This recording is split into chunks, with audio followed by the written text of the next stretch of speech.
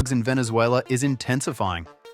Instead of symbolic shows of force, the United States operations now rely on precision strikes from drones, satellite-guided missiles, elite special forces raids, and now the mother of all bombs that leaves destruction in its wake. Cartel compounds once thought untouchable are being wiped out in coordinated assaults.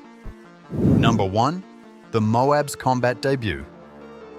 The United States military made history when it used the most powerful conventional bomb in its arsenal for the first time in combat. The weapon was the GBU-43, also known as the Massive Ordnance Air Blast Bomb. Many people called it the mother of all bombs because of its huge size and destructive power. Weighing over 21,000 pounds, the bomb was carefully pushed out of the back of a U.S. Air Force MC-130 Special Operations aircraft. The massive plane was flying over Afghanistan's eastern Nangarhar province when the order was given to strike. The target was a network of tunnels and caves in the Aachen district, a stronghold for ISIS-K, the branch of the Islamic State group operating in Afghanistan. Militants there were using underground passages to hide, move weapons, and plan attacks. By dropping the bomb directly on this complex, the US military aimed to destroy their hiding place and weaken their operations. When the MOAB detonated, the results were devastating. According to US military officials, the explosion killed at least 94 ISIS fighters. The blast was so powerful that it shook the entire region. The strike was widely seen as a show of American military strength. The use of the MOAB caught the world's attention. Newspapers, television channels, and online outlets around the globe reported on the bombing. Many saw it as a message not only to ISIS, but also to other potential enemies of the United States. Now, imagine what would happen if the same kind of firepower were directed at powerful drug cartels instead of ISIS. These criminal groups often build hidden labs, warehouses, and secret tunnels, much like terrorist organizations. A single strike with a weapon like the MOAB could wipe out a massive drug production site in seconds. Cartel leaders who rely on fear and secrecy would suddenly realize that their hiding places offer no safety against such overwhelming force. It would send a chilling message to all criminal networks that their vast empires could be reduced to rubble instantly. Number 2. MOAB versus MOP. Two monsters, two purposes. When people talk about the mother of all bombs, it often gets confused with another monster in America's arsenal, the Massive Ordnance Penetrator. But these two weapons, while both huge and terrifying, are very different in design, purpose, and use on the battlefield. Todd Harrison, a defense budget expert at the Center for Strategic and International Studies in Washington, D.C., described the MOAB as a crash project. After the September 11, 2001 terrorist attacks, the United States found itself facing Al-Qaeda and the Taliban on unfamiliar terrain in Afghanistan. What began as a counter-terrorism campaign quickly spiraled into something far larger. The war did not go as expected. What was supposed to be a short fight became a long counterinsurgency and occupation. The MOAB was never meant to be a polished long-term program. It was a quick-turn effort to meet an urgent battlefield need. The Air Force acted as the system integrator, piecing it together from available technology. And in the end, only about 15 bombs were ever built. Interestingly, part of the bomb's design drew from technology found in Soviet-era intercontinental ballistic missiles. One thing that makes the MOAB outstanding is that it's all about creating a massive air blast. As its name suggests, it's meant to explode above ground or just on softer surfaces such as cave entrances or tunnel systems. The key here is that it doesn't have to burrow deep. Instead, it spreads its destructive power across a wide radius, flattening anything caught in the blast zone. On the other hand, the MOP is the Air Force's true bunker buster. This weapon was built to dig through reinforced concrete and earth to destroy hidden command posts, underground shelters, and other hardened structures. In terms of sheer size, the MOAB is gigantic, tipping the scales at nearly 22,000 pounds. But the MOP is even bigger, weighing in at around 33,000 pounds, making it the largest non-nuclear bomb in America's stockpile. Yet weight alone doesn't tell the whole story. What makes the MOAB so infamous is its payload.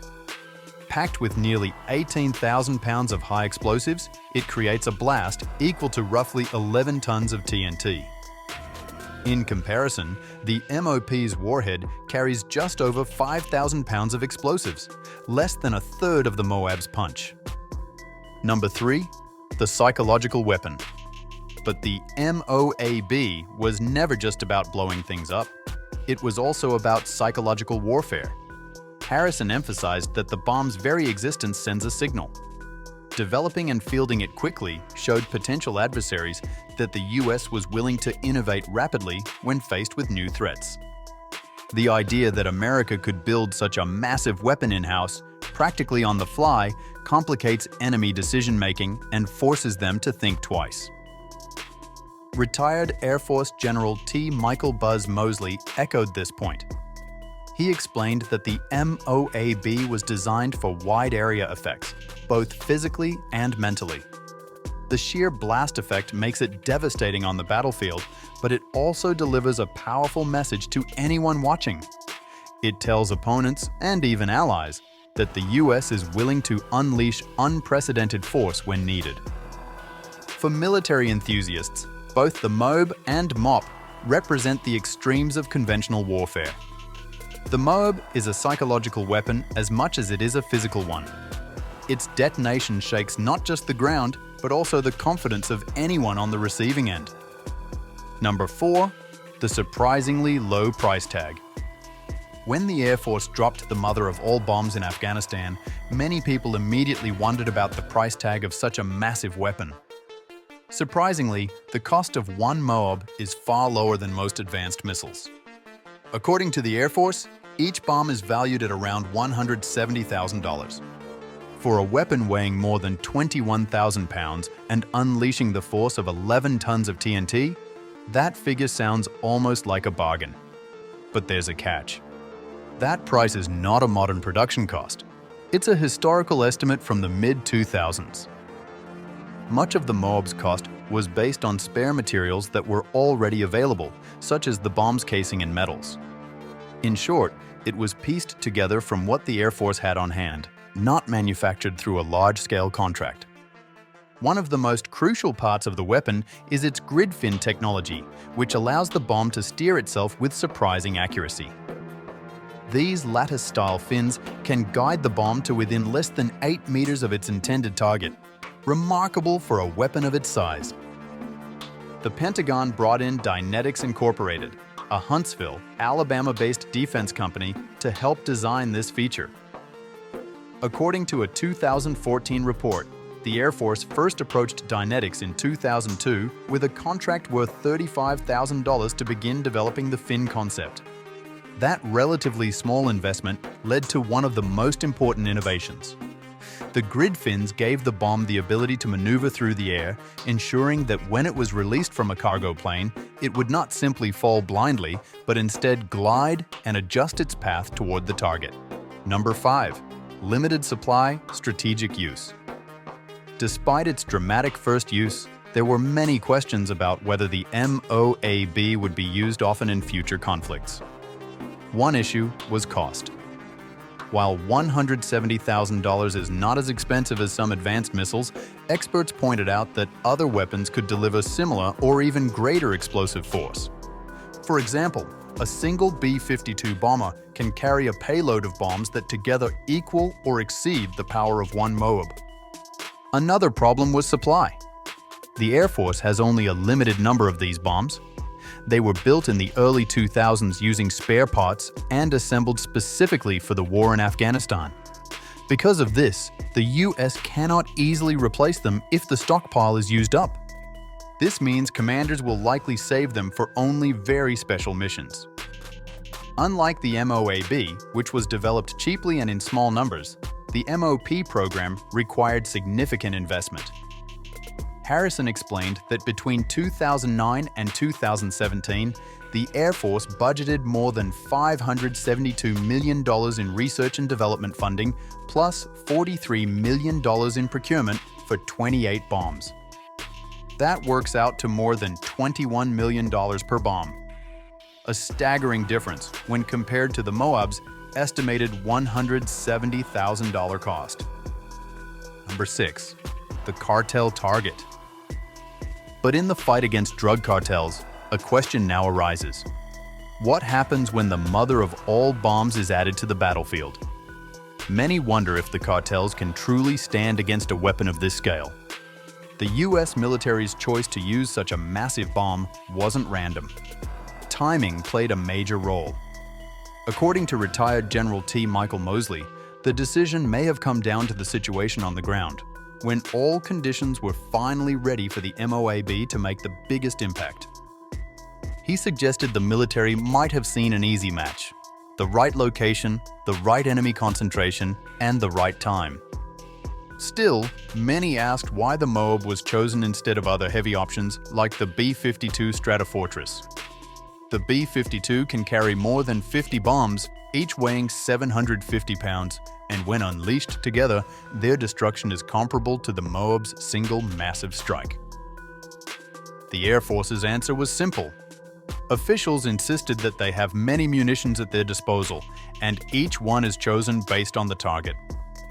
For the caves and underground drug labs hidden deep within cartel territory, the MOAB seemed to be the ideal choice.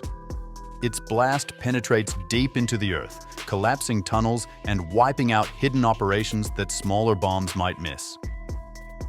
Number 7. The psychological message. This move also sent a psychological message. Dropping the MOAB would not be just about destroying a target. It was about showing cartels and the world that America has weapons they cannot possibly match. The nickname alone, Mother of All Bombs, creates an image of unstoppable force, spreading fear even before it detonates. It tells enemies that no place is truly safe, not even underground. The US military has long believed that overwhelming power can break the spirit of its opponents, and the MOAB fit that belief perfectly. Yet the debate continues. Is it necessary to use such a weapon on cartel strongholds, or is it more about making a statement?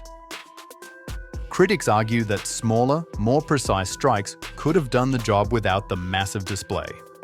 Supporters counter that the MOAB would not only destroy the target, but also send a clear message that future cartel expansions into underground networks would not survive. Payoff. The new reality for cartels. For the cartels, the challenge is now clear. They have long relied on secrecy, tunnels, and hidden labs to protect their empire. But with the MOAB in play, those defenses seem fragile. No bunker is too deep, no tunnel too safe when a weapon designed for military warfare comes crashing down on them. The real question is whether cartels can adapt quickly enough, or if this marks the beginning of a new phase where their underground world is no longer untouchable. What do you think about using military-grade weapons like the MOAB in the war on drugs? Does this cross a line, or is it justified to protect innocent lives? Drop your thoughts in the comments below and subscribe for more coverage on military operations and global security.